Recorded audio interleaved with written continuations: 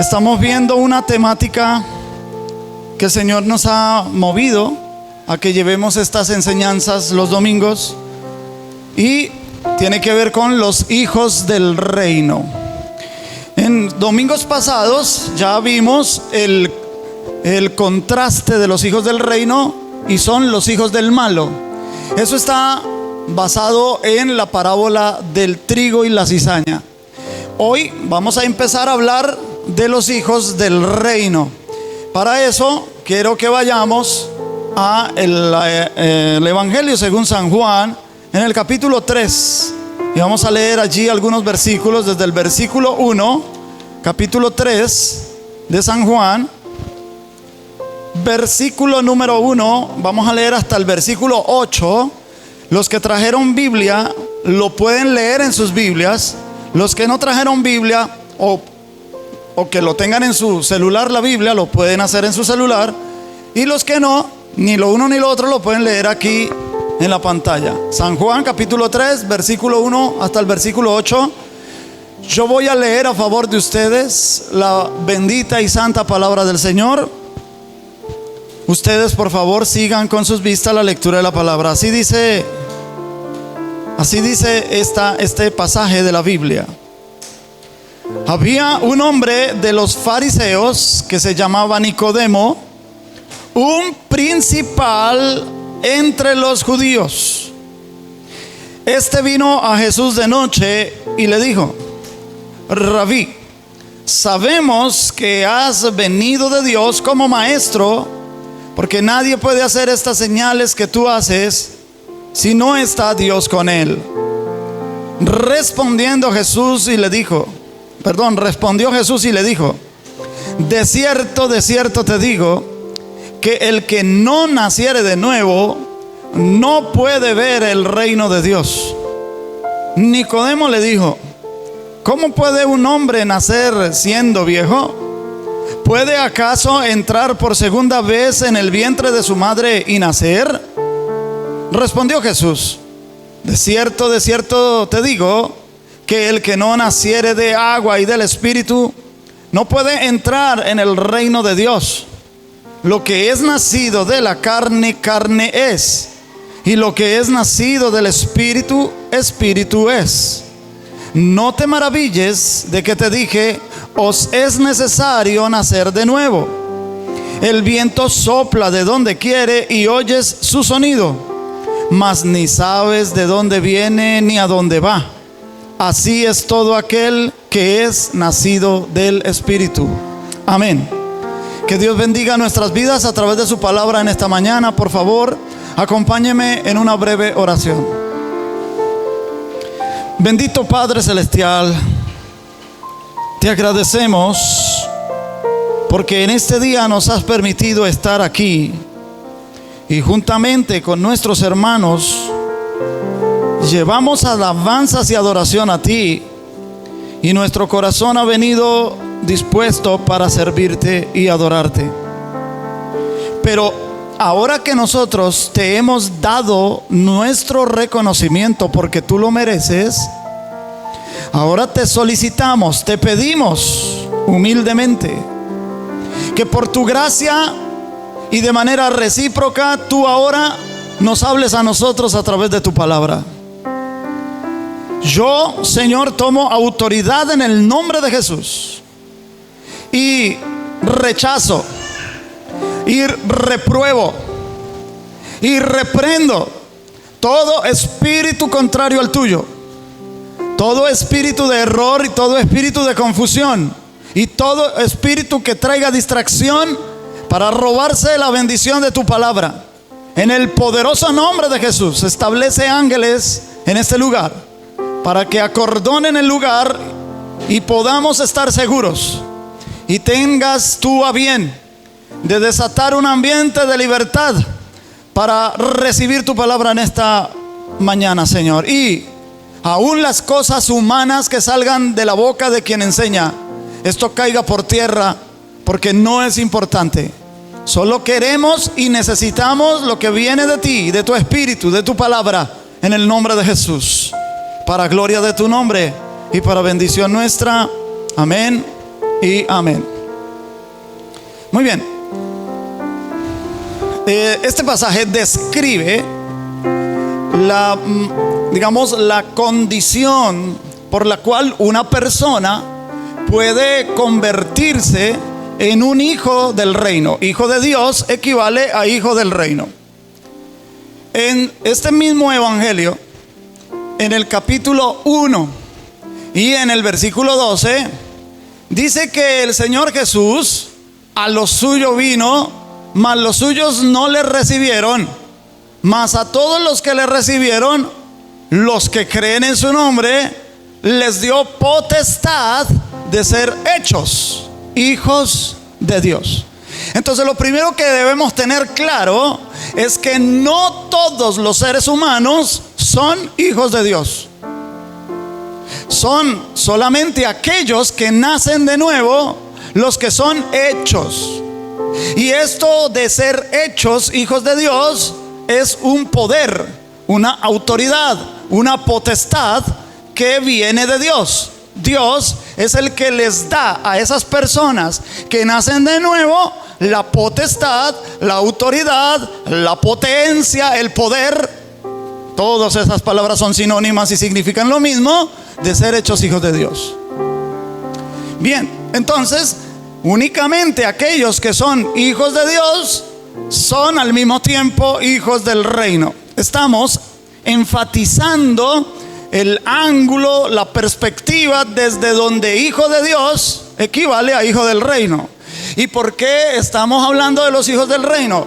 Porque hay provisiones, hay bendiciones, hay promesas, hay pactos, etcétera, que le pertenecen a los hijos de Dios y que los convierten en los hijos del reino. Y todas esas garantías que ofrece Dios desde su reino son para los hijos de Dios.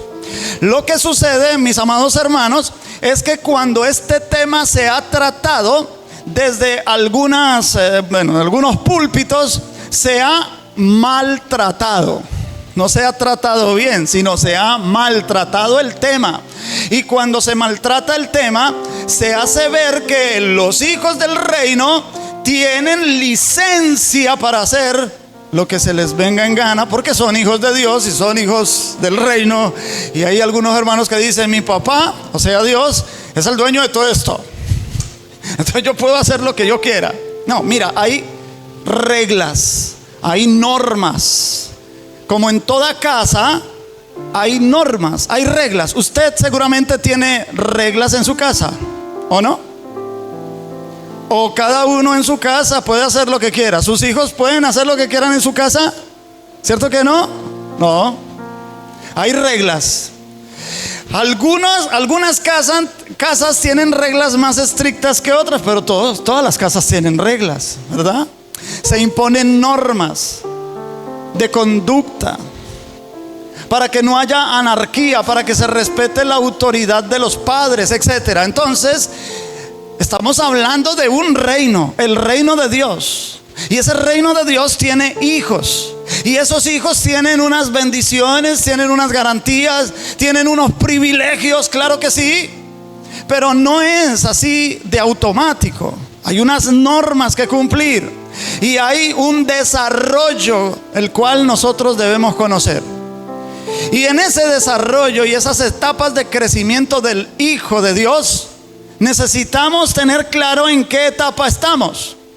Porque hay etapas en las que nosotros no podemos adquirir algunas cosas del reino de Dios. Por ejemplo, voy a empezar hablando de esta charla que tuvo Jesús con Nicodemo. Es interesante, atención, es muy interesante que Jesús no está hablando con cualquier persona. Jesús está hablando con un maestro de Israel, con un miembro del Sanedrín. El Sanedrín tenía 72 personas escogidas de los más sabios de Israel para que integraran ese Sanedrín. Y el Sanedrín discutía cosas legales de la ley de Moisés. Qué cosas eran lícitas, qué cosas no eran lícitas, qué cosas había que hacer, cómo las tenían que hacer. Por ejemplo, voy a poner un ejemplo. La ley de Moisés tenía su base en los 10 mandamientos. Y esos 10 mandamientos, uno de ellos, por ejemplo, dice: acuérdate de guardar el día de reposo. Punto, no dice más nada. Acuérdate de guardar el día de reposo, porque así como Jehová tu Dios hizo toda su obra en 6 días y en el séptimo descansó, tú también trabajarás 6 días y un día, el séptimo, descansarás. Y ya. Pero no nos dice qué es guardar el día de reposo, cómo hay que hacerlo. Entonces, ¿a qué se dedicaban los rabinos? ¿A qué se dedicaba el Sanedrín? Se dedicaban a discutir. Bueno, Dios nos ordena que debemos guardar el día de reposo, pero ¿cómo lo guardamos? ¿De qué horas a qué horas? ¿Qué cosas podemos hacer y qué cosas no podemos hacer en el día de reposo? No sé si me doy a entender. Entonces, el Sanedrín era de suma importancia para la nación de Israel. Jesús está hablando con uno de los miembros del Sanedrín, Nicodemo. No era cualquier persona, era una persona instruida en las escrituras. Era una persona preparada. Era una persona que se dedicaba a estudiar las escrituras todos los días. Era una persona religiosa. Era una persona que estaba reconociendo a Jesús como venido de Dios, porque nadie podría, dice él, hacer estas señales que tú haces si no viene de Dios. Un hombre religioso, un hombre culto, un hombre inteligente, un hombre que reconocía a Jesús como venido de Dios. Y sin embargo, el Señor Jesús le está diciendo: tú no eres un hijo de Dios. Se lo está diciendo en otras palabras, no como las que acabo de expresar. Le está diciendo: de cierto te digo que si no nacieres de nuevo, no podrás ver el reino de Dios. ¿Notas? O sea, con todo lo que tú sabes, Nicodemo, a lo que tú te dedicas, con todo el reconocimiento que me estás dando en este momento, no te sirve, no te alcanza. La única manera para que tú puedas ver el reino de Dios es que tú puedas nacer de nuevo.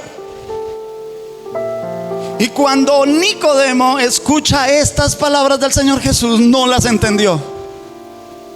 No tuvo un gancho donde colgar ese pensamiento. Entonces tuvo que preguntar: ¿pero cómo es posible nacer de nuevo? ¿Puede alguien acaso, después de ser viejo, volverse a meter en el vientre de su madre para volver a nacer? Es decir, con toda la sabiduría que tenía Nicodemo, con todo el conocimiento de las escrituras que tenía Nicodemo, Nicodemo no entendió qué era nacer de nuevo. Entonces el Señor tiene que explicarle. Y le dice: yo te estoy hablando en términos espirituales, Nicodemo, porque lo que es nacido de carne, carne es. O sea, el nacimiento natural es un nacimiento de la carne. Pero yo te estoy hablando de un nacimiento espiritual. Nacer de nuevo no es volver a nacer en la carne, sino nacer de nuevo es nacer en el espíritu.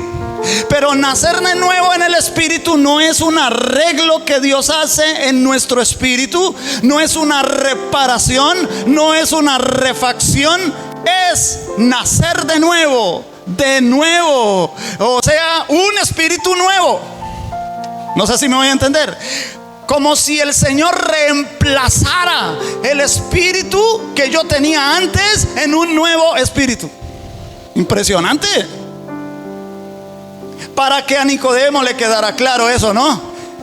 Porque el Señor Jesús toma como referencia el nacimiento natural. Y escúchenme ustedes, los varones, porque las hermanas, las mujeres que están aquí y que son madres, lo saben. Nosotros los varones no lo sabemos porque nunca hemos tenido un parto. Pero cuando el bebé va a nacer, cuando se llega el tiempo de nacer, el bebé no participa en nada para nacer. No sé si lo sabías. El bebé no participa en nada para nacer. Él no se abre paso a través del canal vaginal para poder nacer. Él no patalea para poder nacer. No, él es a la mamá a la que le dan las contracciones. ¿Por qué duele tanto? Porque el útero se contrae, por eso se llama contracciones, se contrae y empieza a echar a ese chino para afuera. Perdóneme que diga así, estamos en Colombia, estamos aquí en los llanos y nosotros los llaneros pata al suelo hablamos así. Y entonces eso duele mucho. La mujer sufre, la mujer agoniza, la mujer es la que tiene que pujar. A veces el bebé está atravesado, no colabora para nacer, no colabora en nada. Entonces cuando el bebé nace, cuando por fin ve la luz, a la que hay que darle el aplauso, a la que hay que darle el diploma, a la que hay que darle la medalla de honor, es a la mamá. Entonces un nacimiento natural es posible gracias a que hay un progenitor capaz o una progenitora capaz. En el nuevo nacimiento es igual. Para que usted y yo en el Espíritu podamos nacer de nuevo, nosotros no somos capaces de hacer nada para nacer de nuevo. No podemos hacer absolutamente nada para nacer en nuestro espíritu. El que es capaz de hacernos nacer del Espíritu es Dios. Por eso cité San Juan 1:12. A lo suyo vino, mas los suyos no le recibieron, mas a todos los que le recibieron, a los que creen en su nombre, les dio potestad. ¿Quién les dio potestad? Dios. Les dio potestad de ser hechos hijos de Dios. Eso es una obra de Dios. Tú y yo hemos nacido de nuevo porque Dios tuvo el poder de hacerlo. Y entonces este proceso, así como yo lo estoy diciendo, Nicodemo no lo entendió. Tuvo que preguntar. Entonces el Señor, para explicarle a Nicodemo, tuvo que recurrir a un pasaje del Antiguo Testamento, profeta Ezequiel, en el capítulo 36, versículo 25 en adelante, para que ustedes vean de dónde el Señor le contesta a Nicodemo. Dice Dios a través del profeta Ezequiel: esparciré sobre vosotros agua limpia. Mire, entonces aquí está el elemento del agua. Ojo con lo que estoy diciendo y con lo que estamos leyendo. El Señor dice: esparciré sobre vosotros agua limpia, y seréis limpiados de todas vuestras inmundicias, y de todos vuestros ídolos os limpiaré. Os daré corazón nuevo y daré espíritu ¿qué? Nuevo. ¿Se dan cuenta? Les daré no es que yo voy a arreglar el espíritu que ustedes tenían, ¿no? Lo voy a restaurar. No, dice espíritu nuevo, es espíritu nuevo. Es muy diferente decir que yo voy a mandar a reparar esta camisa porque ya el cuellito está un poquito, y entonces le voy a poner un nuevo cuello, voy a arreglar la camisa, a decir que voy a tener una camisa nueva. ¿Qué entiende usted? Una camisa nueva es una camisa nueva. Un espíritu nuevo es un espíritu nuevo. ¿Ve? Entonces el nuevo nacimiento no tiene que ver con que nuestro espíritu antes de conocer al Señor, que teníamos espíritu, todos los seres humanos tienen espíritu, pero ese espíritu no fue arreglado, fue puesto nuevo, nuevecito. ¿Listo? Y sigue diciendo: os daré corazón nuevo y pondré espíritu nuevo dentro de vosotros, y quitaré de vuestra carne el corazón de piedra y os daré un corazón de carne. Y sigue diciendo: y pondré dentro de vosotros mi espíritu. Atención, atención. Primero habla del agua limpia que va a limpiar. Una vez esa agua limpia, el espíritu puede volverse nuevo. Y una vez el espíritu nuestro esté nuevo, ahora sí puede venir el Espíritu Santo. El Espíritu Santo no va a poder venir con nuestro espíritu inmundo, por así decirlo, contaminado con el pecado. Entonces es Dios mismo el que viene y lava con agua, transforma el espíritu, lo pone nuevo, y ahora que ya está nuevo, ahora sí envía al Espíritu Santo a vivir en ese espíritu de esa persona. ¿Estamos bien? ¿Tiene sentido para usted? ¿Has notado ese proceso? Ok, entonces sigue diciendo: y haré, y esto es clave, hermanos queridos, y haré que andéis en mis estatutos y guardéis mis preceptos y los pongáis por obra.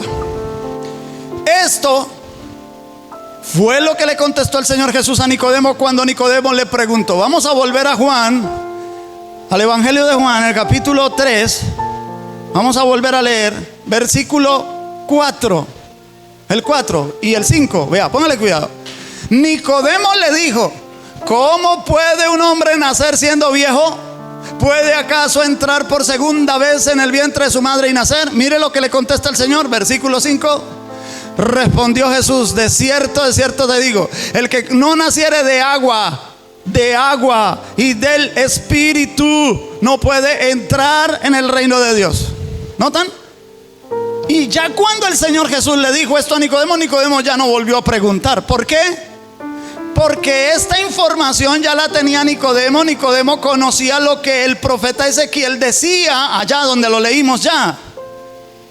Entonces, nacer de nuevo tiene este proceso de ser limpios con agua, de poner un espíritu nuevo y de enviar al Espíritu Santo para que more en esa persona. Eso es nacer de nuevo.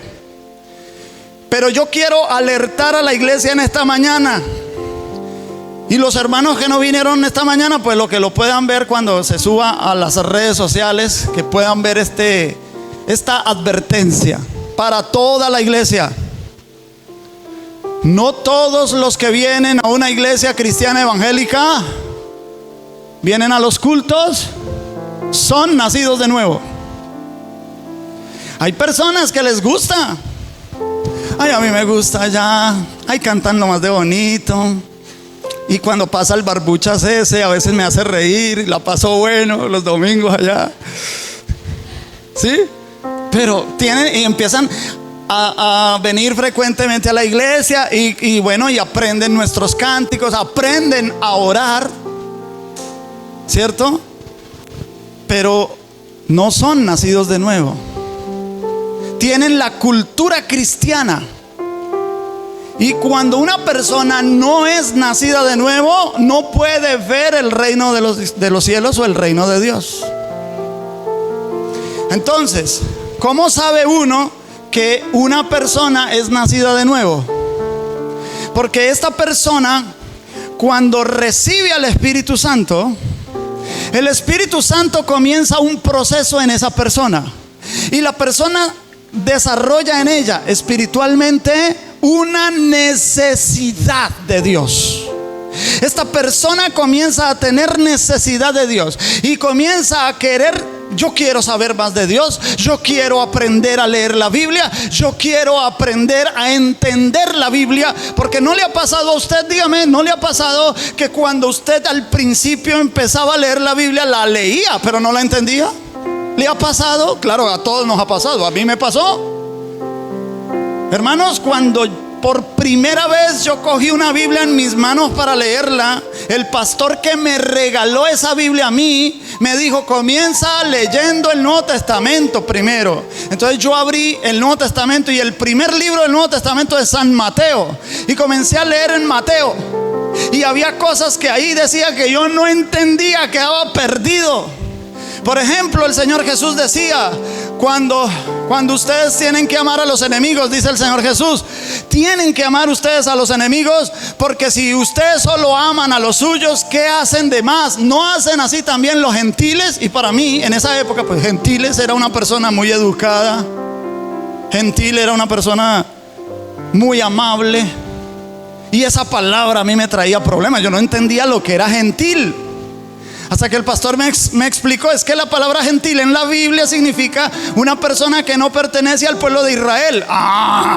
Entonces, hay necesidad de que alguien me explique la Biblia. Y yo quería saber más de la Biblia. Y yo que empecé a hablarle al de la panadería, del Señor Jesús, al de la zapata, al que arreglaba zapatos. Le empezaba yo a decir: vaya fulano, mire, estoy yendo a una iglesia y qué hermoso, qué bonito.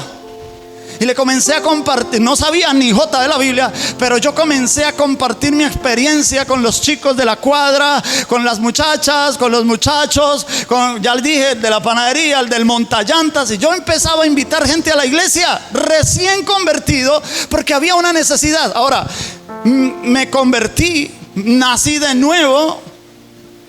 Y yo he contado este testimonio sobre todo en los grupos de seminario. En la iglesia casi no lo he dicho, entonces lo voy a decir. Cuando una persona se convierte al Señor Jesús, cuando una persona nace de nuevo, no es que se vuelva perfecta de una vez. No, es un proceso, hermanos, es un proceso. Y entonces los próximos domingos vamos a hablar de ese proceso, un proceso de crecimiento. No sé si me voy a entender. Mire, antes de yo conocer al Señor Jesús, yo era un muchacho muy zanahorio. Yo no sabía qué era emborracharme. Yo no sabía lo que era ir a un bar, a una discoteca. No sabía nada de eso. Era muy zanahorio, pero tenía un grave defecto, que era muy soez para hablar. En el colegio y en el barrio, en la casa no, porque mi mamá no nos permitía decir ni una grosería en la casa. Cuidado, usted me dice una grosería, porque nos castigaba. Pero en la calle sí, hermano, uno salía en la calle y los muchachos lo saludaban a uno: hola doble no sé qué. Ya sabrán ustedes, ¿no? Y uno contestaba: hola triple no sé cuántas. Ese era el saludo, era normal hablar así. Antes de decir silla, uno decía la grosería, la no sé qué silla. Acostumbrado a hablar de esa manera y era como normal. No sé si me voy a entender. Y cuando yo recibí al Señor, lo recuerdo tanto, fue un jueves por la noche. Una vecina me llevó a la iglesia. El pastor vio que yo llegué nuevecito ahí y él dio su predicación y luego me dijo: joven, Dios tiene un plan maravilloso contigo. Dios quiere salvarte. Abre tu corazón para Cristo. Y yo le dije: ¿qué tengo que hacer? Me dijo: repite esta oración. Y yo repetí la oración y bueno, fue muy bonito. Y me fui para mi casa. Al día siguiente me mandaron a hacer un mandado. Mandaron por mandados. Porque cuando uno hace el mandado es porque lo mandan. Por eso llama mandado, ¿no? Entonces me mandaron a hacer un mandado. Y yo voy saliendo de la casa y va un muchacho de la cuadra y me ve y me dice: hola doble no sé qué. Y yo le contesto: hola triple sí sé cuándo. Pero ya me sentí mal. Me sentí mal. Y yo, pero ¿por qué me estoy sintiendo mal? Era normal.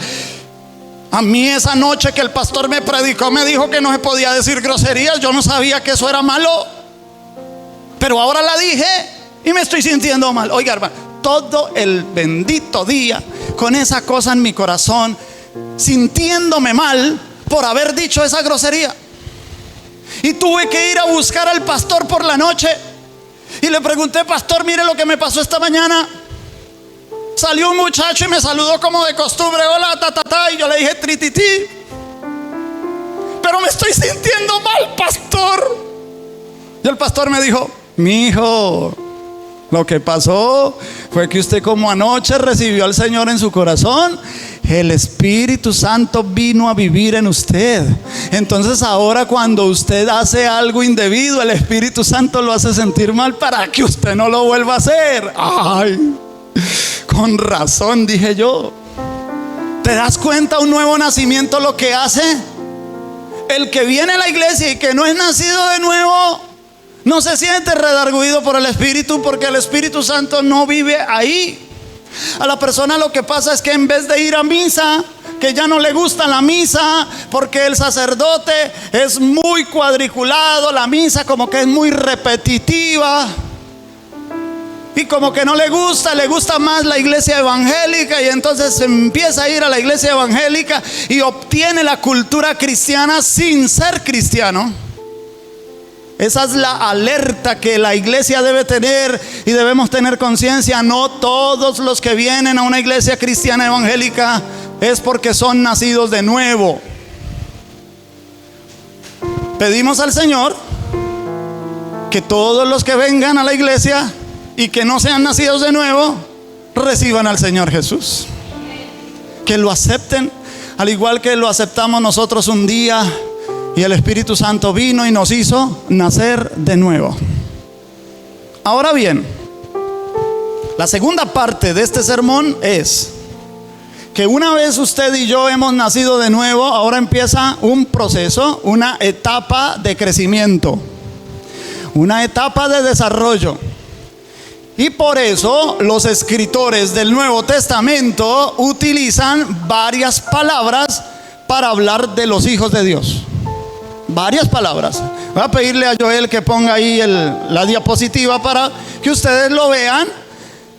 Si quieren tomarle una foto a esa diapositiva, tómenla para que se acuerden. Son palabras en el original de donde los apóstoles escogen varias palabras para hablar de los hijos de Dios. Entonces a veces, y ya les voy a dar las citas bíblicas en donde se habla, se utilizan esas palabras. La primera palabra es la de arriba, nepios en rojo. Y la palabra nepios en el griego, esas son palabras griegas porque la Biblia fue escrita originalmente en griego, el Nuevo Testamento, ¿no? El Antiguo Testamento fue escrito en hebreo. Entonces estas son palabras griegas. Lo que pasa es que en nuestras Biblias usted va a ver que dice niños, o dice jóvenes, o dice hijos, hijitos, a veces dice, ¿no? La primera es nepios. Nepios es una palabra que se usa para bebés, los bebés. Por ejemplo, en primera a los Corintios, para que usted lo tenga en cuenta, primera Corintios 3:1, Pablo le dice a los Corintios: cuando yo estuve entre vosotros, no pude hablaros como a espirituales, sino como a niños. Y ahí la palabra niños es nepios. Pero no es un niño de 7, 8 años, no, está hablando de un bebé.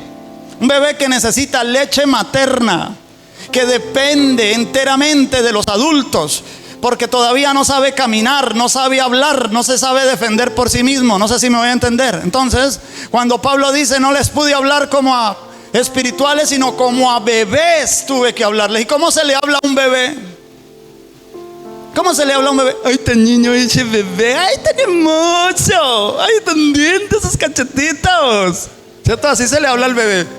Usted no le puede decir al bebé: hágame el favor y se me comporta. No quiero que llore a las 2 de la mañana, hágame el favor y me deja dormir. El bebé no le va a entender. ¿Será que le entiende el bebé? El bebé no le va a entender. Usted le tiene que, con paciencia, usted adaptarse al bebé. Si el bebé a las 2 de la mañana se despierta a llorar porque está mojadito, mojadita, hay que cambiarle el pañal. Ay, esas trasnochadas, Dios mío, sí. Trasnochadas que se pega uno con los hijos, ¿cierto que sí? Entonces hay que tenerle paciencia, y todo lo que uno puede decirle a un bebé son los elogios. Tan lindo, ay, esa nadicita, ay, cuchi, cuchi. Entonces imagínese usted, Pablo dice: yo no pude hablarles a ustedes como personas adultas, yo tuve que hablarle: chachi, ¿cómo están los niños de bonitos? Imagínese la iglesia y uno tener que hablarle a la iglesia: ay, tan lindos los hermanos. Vamos a orar todos, a ver. ¿Cierto? Porque no se puede hablar como adultos, porque son recién nacidos, acaban de nacer de nuevo. Usted no vaya a esperar que una persona que se convirtió al Señor ayer, ya para la semana entrante sea como el apóstol San Pablo. Eso es imposible. Él necesita un tiempo para crecer. Entonces la primera es nepios. La segunda palabra es tecnos. De ahí viene la palabra tecnología, tecnológico. Porque la palabra tecnos habla ya de niños que saben caminar solitos, niños que ya saben comer solitos, niños que ya hablan. Pero aunque ya ellos hablan y son un poco más independientes, todavía dependen de los adultos, porque todavía no pueden trabajar, porque no tienen las destrezas de los adultos, porque todavía no tienen el discernimiento de un adulto. No sé si me voy a entender. Entonces un niño de 5 años, de 10 años, son niños todavía, pero con dependencia de sus padres. Amén. Entonces aquí la palabra tecnos ya va a hablar de niños un poco más creciditos, un niño que se puede defender pero sin madurez, sin desarrollo. Esa palabra la utiliza primera de Juan 3:2, donde dice: amados, ahora somos hijos de Dios y aún no se ha manifestado lo que hemos de ser. Ahí la palabra hijos viene de tecnos. La palabra hijos se está refiriendo a unos hijos pero pequeños, hijos que todavía son niños. Ya han tenido cierto desarrollo, ya han tenido cierto crecimiento. En los próximos domingos vamos a explicar uno por uno características de los nepios, características de los tecnos. Luego viene una tercera palabra, que es la palabra neanicos. La palabra neanicos se traduce como jóvenes. Y ahí en primera de Juan el apóstol también les dice: os escribo a vosotros jóvenes. Entonces el joven es una transición entre el que es niño, y nosotros hoy día le llamamos mal llamados adolescentes. Y porque, imagínense, adolescente, ¿qué significa? Que se adolece. ¿Y por qué los psicólogos, por qué cogieron esa palabra y se la aplicaron a los jóvenes? Porque crecer duele. Porque desarrollarse duele. Las niñas en su desarrollo ya les duele. Su primer ciclo menstrual ya comienzan a tener dolores menstruales, por ejemplo, tanto dolores físicos como dolores emocionales. El chico entre su pubertad y su adolescencia y se enamora por primera vez, y la chica de la que se enamora no le hace caso, duele. Cuando él era niño eso no le afectaba. ¿Estoy bien? ¿Tiene sentido eso para usted, hermanos? ¿Cierto que sí? Estoy hablando con los adultos que recuerdan cuando eran adolescentes y se enamoraron por primera vez, ¿no? Y se enamoraron de esa chica del salón o del colegio, y no, eso no le paraba bolas, y sufra ese muchacho por esa niña. Su primer enamoramiento y no fue correspondido. Entonces crecer duele, y los psicólogos dicen adolescencia, pero la Biblia dice jóvenes. Jóvenes ya han tenido un poco más de crecimiento. La cuarta palabra es la palabra hijos, que se traduce sí como hijo, pero este ya es un hijo maduro, ya tiene madurez, ya puede administrar algunas cosas de sus padres. Si el papá tiene una empresa, por lo general el papá lo pone a trabajar en la empresa para que se vaya entrenando, para que cuando el papá se muera él quede a cargo. No sé si me voy a entender. Un hijo que ya es capaz de administrar, un hijo que tiene la fortaleza suficiente, la sabiduría suficiente para saberse comportar como un adulto. Un hijos en el griego es un hijo adulto. La quinta palabra es la palabra karpos. Y la palabra karpos es un hijo adulto, un hijo maduro, pero que da frutos, que fructifica. Y por último está el hijo que es vencedor, el Nikao. El Nikao, los victoriosos, los que ante todas las vicisitudes de la vida le hacen frente y vencen. Ante una tentación, vence. Ante un malentendido, vence. Hermanos, necesitamos alcanzar al menos el estado de hijos, esa que dice con H, hijos, para que podamos hacer uso de nuestra herencia. Y aquí paso a la tercera parte del sermón. En el momento que usted y yo nacemos de nuevo, inmediatamente somos hechos hijos de Dios. Hasta ahí estamos bien, ¿verdad? Estamos claros. Somos hechos hijos de Dios. Como somos hechos hijos de Dios, inmediatamente nos convertimos en herederos. Pablo el apóstol nos dice que si somos hijos, somos herederos y coherederos con Cristo.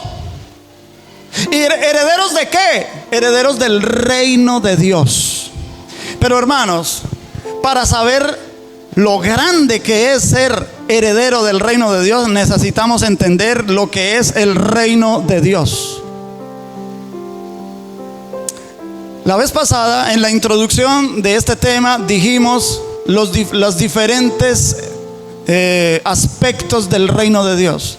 En este momento estamos viviendo bajo un aspecto del reino de Dios que se conoce el reino de los cielos. Así se conoce. Es la forma presente del reino. Cuando el Señor Jesús en sus parábolas dice: el reino de los cielos es semejante a una red que es echada en el mar y que atrapa toda suerte de peces, pero luego es llevada a la orilla, y en la orilla se selecciona lo que es bueno y lo malo se echa fuera. Entonces lo que está diciendo el Señor Jesús es cómo actúa el reino de los cielos en este presente. Y déjame decirte que si alguien te preguntara a ti: ¿y qué hay en el reino de los cielos en este presente? Mira, en el reino de los cielos hay paz, primero para con Dios por medio de nuestro Señor Jesucristo. Hay sanidad en el reino de los cielos. En el reino de los cielos hay liberación. En el reino de los cielos hay abundancia. En el reino de los cielos hay riqueza. En el reino de los cielos hay felicidad, etcétera, etcétera, etcétera, etcétera. Una cantidad de bendiciones, como dice Efesios capítulo 3: bendito el Dios y Padre de nuestro Señor Jesucristo, que nos bendijo con toda bendición espiritual en los lugares celestiales. Entonces ya nos bendijo con esas bendiciones. Están en el reino de los cielos y son para nosotros. Entonces cuando el Señor Jesús en el Padre Nuestro nos enseñó a orar, y dice la parte del Padre Nuestro que dice: venga tu reino, no está pidiendo: Señor, regresa pronto, Señor, que vengas en tu reino. No, está diciendo que el reino de Dios se manifieste para mí aquí y ahora, porque hay una garantía para los hijos del reino, que si tú llegas a necesitar algo del reino de los cielos, lo puedes tener, pero a veces no los tenemos. ¿Por qué? Porque no tenemos la madurez suficiente. Imagínate, hermanos queridos, han ocurrido casos de esos. Conocimos un hermano en Cristo en el Urabá antioqueño. El hermano, su hija mayor, cuando cumplió 15 años, de regalo de cumpleaños de 15, le regaló una motocicleta. La chica sabía manejar la motocicleta. Contenta de que le hicieron ese regalo, se sube el día de su cumpleaños a su motocicleta a dar una vuelta por el pueblo y se accidentó y murió. Y entonces uno se pregunta: ¿ese regalo era prudente hacerlo? La chica tenía la prudencia necesaria para hacerse cargo ella solita de andar en una motocicleta. Supimos hace poco también una familia de un pastor amigo. Esa familia se fue para los Estados Unidos. Un muchacho talentoso en el fútbol se metió a una escuela de fútbol en los Estados Unidos. Un cazatalentos lo vio y lo fichó para un equipo en las ligas menores de un equipo de los Estados Unidos. Con 17 años ese muchacho ya iba a empezar su vida profesional en el fútbol. Atención. Pero ahorita en diciembre se vino de vacaciones de Estados Unidos a visitar al abuelo aquí en Villavicencio. Aquí en Villavicencio vino a visitar el abuelo y le pidió al abuelo que le prestara la moto para dar una vueltica. El abuelo se negó, dijo no, pero de tanto que le insistió, por fin entonces le da las llaves de la moto al muchacho y salió el muchacho a dar una vuelta, se accidentó y se mató. Entonces, a ver, hermano, yo le voy a preguntar a usted una cosa. Hay cosas en el reino de Dios, hay cosas impresionantes, hay cosas maravillosas del reino de Dios ahí para usted, pero hasta que usted no alcance la madurez necesaria, Dios no se la va a dar. pasó derecho. Nadie dijo amén. Sí, hermano, no es que Dios sea despiadado, que el hijo le pide. Dice el Señor: si ustedes, siendo malos, si su hijo le pide un pan, no le va a dar una piedra. Si su hijo le pide un pez, no le va a dar una serpiente. ¿Cuánto más vuestro Padre que está en el cielo os dará las cosas que ustedes necesitan? Pero las que todavía no necesito, aunque yo se las esté pidiendo, no me las va a dar, porque Él es un Padre sabio y amoroso, y Él no quiere que yo me pierda por lo que me da. Si me llega a dar una bendición que es para mí, pero como todavía no tengo la estatura y la madurez necesaria para administrar esa bendición, voy a echar a perder la bendición de Dios. Y Dios no da nada para que se pierda. ¿Se acuerda cuando Él multiplicó los panes y los peces? Dice que dio la orden a sus discípulos: recojan lo que sobró en canastas. Eso no se puede perder. Dios no da nada para que se eche a perder, mis queridos hermanos. Pero no alterquemos contra Dios. Señor, y mira cuánto tiempo llevo clamando y tú no me das. Y cambio, usted va y bendice a ese otro hermano. No, hermano, eso es 100% necedad. Y nosotros, los que estamos en un ministerio, aunque tengamos cierta estatura espiritual, también hay cosas que Dios no nos va a dar, porque no nos van a servir para nuestro ministerio.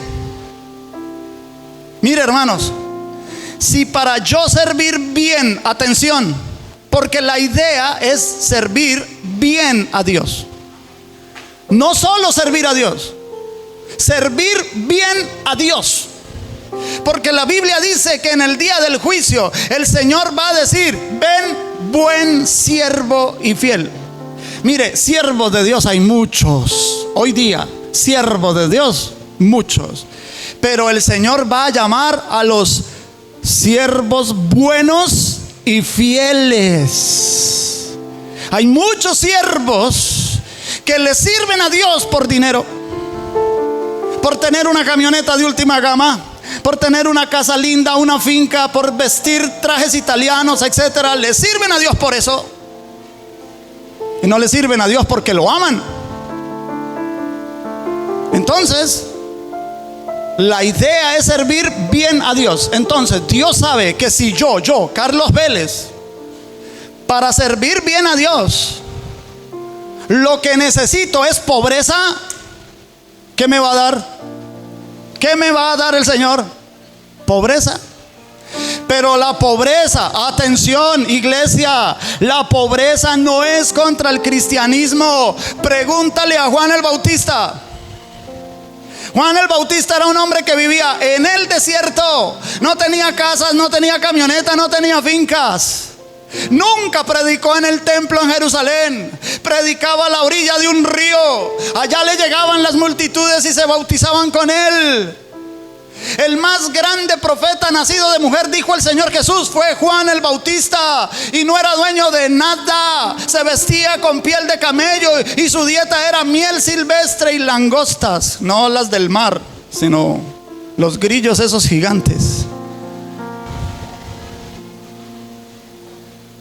Pregúntale a Oseas, el profeta en el Antiguo Testamento. Era un campesino. Oseas era un campesino. ¿Qué tenía Moisés? ¿De qué era dueño Moisés? Cuidaba ovejas de su suegro. Ni siquiera eran de él. 40 años en el desierto, porque tuvo que huir de Egipto. Perdió todo. Entonces Dios sabe, para que Moisés me sirva bien a mí, lo tengo que sacar de ese privilegio donde vive, en el palacio de Faraón, donde no le falta nada, tiene todos los privilegios. Es el hijo adoptado de la hija de Faraón. Lo voy a sacar de ahí, lo voy a llevar para el desierto. Y 40 años, es necesario que se quede 40 años. No eran menos, no eran 30 años, ni 20, ni 10. 40 años cuidándole las ovejas a su suegro, para que estuviera listo para lo que Dios lo llamó. La cosa no es así como así, mis queridos hermanos. Entonces, si yo lo que necesito es pobreza, eso me va a dar. Si lo que yo necesito es dinero para poder servir bien al Señor, el Señor me va a dar dinero. Porque Él sabe, vea, este no va a servir bien si no tiene el recurso económico. Entonces le voy a bendecir, le voy a dar abundancia, va a tener dinero, va a tener recursos. Con eso me va a servir bien. Le podemos preguntar a Mateo, que era recaudador de impuestos, era un hombre rico. Le podemos preguntar a Bernabé, el compañero de Pablo, compañero de misiones de Pablo. Bernabé era un hombre acaudalado. Él fue el que financió el primer viaje misionero. Le podemos preguntar a la hermana Lidia de Filipos, que era empresaria, que teñía las telas de púrpura. En ese tiempo teñir las telas de púrpura era una empresa difícil y se cobraba muy bien, porque solamente los ricos eran que compraban esas telas. La hermana Lidia era una discípula del Señor Jesucristo, convertida en el ministerio del apóstol Pablo. Hubo personas ricas que necesitaron riqueza para servir al Señor, pero hubo personas pobres que necesitaban pobreza para servir al Señor. Entonces, hermanos queridos, para servir bien al Señor necesitamos tener las cosas necesarias de Dios, pero esas cosas necesarias de Dios no van a venir hasta que yo no tenga cierta madurez. Y la próxima semana vamos a explicar la transición entre bebé y niño, o sea, entre nepios y tecnos.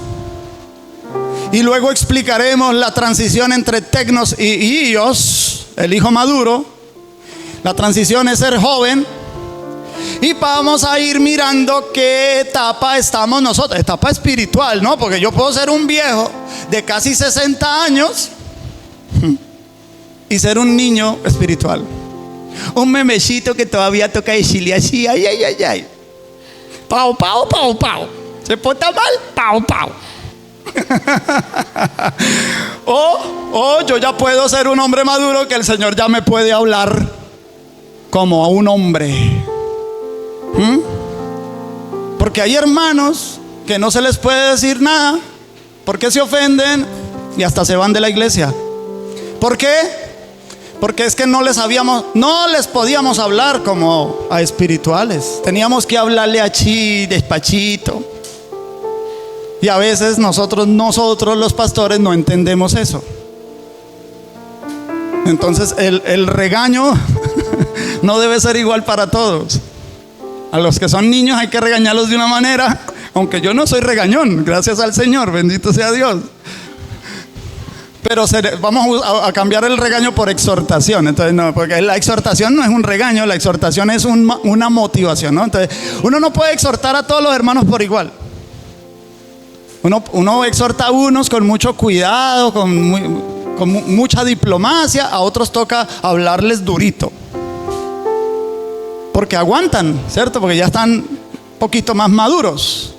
Y el Señor nos trata a nosotros así también. El Señor no nos trata a todos por igual. Ay, hermano, las pruebas que yo sufría hace unos años atrás no son las mismas de ahora.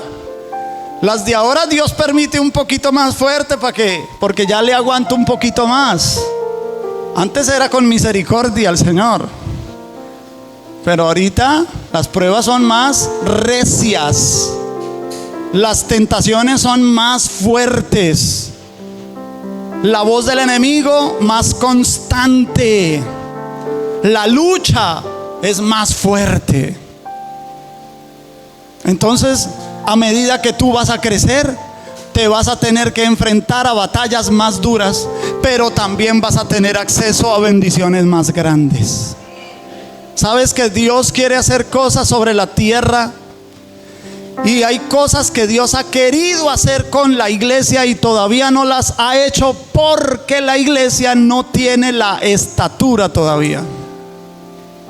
Entonces mi exhortación en esta mañana, no mi regaño, sino mi exhortación en esta mañana es: hermanos, propongamos en nuestro corazón, todos juntos, a que vamos a buscar de Dios de una manera en que esto acelere nuestro crecimiento, a que alcancemos la madurez, porque tan pronto alcancemos la estatura que Dios está esperando que alcancemos, va a empezar a soltar bendiciones como usted ni se ha imaginado. Lo que pasa es que todavía no han llegado porque somos nosotros los que no estamos preparados, mis amados hermanos. Les exhorto, busquemos de Dios hoy más que nunca. Conectémonos a las oraciones en la madrugada, vengamos los miércoles a la oración, al estudio bíblico. Esforcémonos un poquito más, hermanos, para crecer, para madurar, para que el Señor derrame las bendiciones prometidas sobre nosotros. Amén, amén. Y no te dé miedo de las tentaciones, no te dé miedo de las pruebas,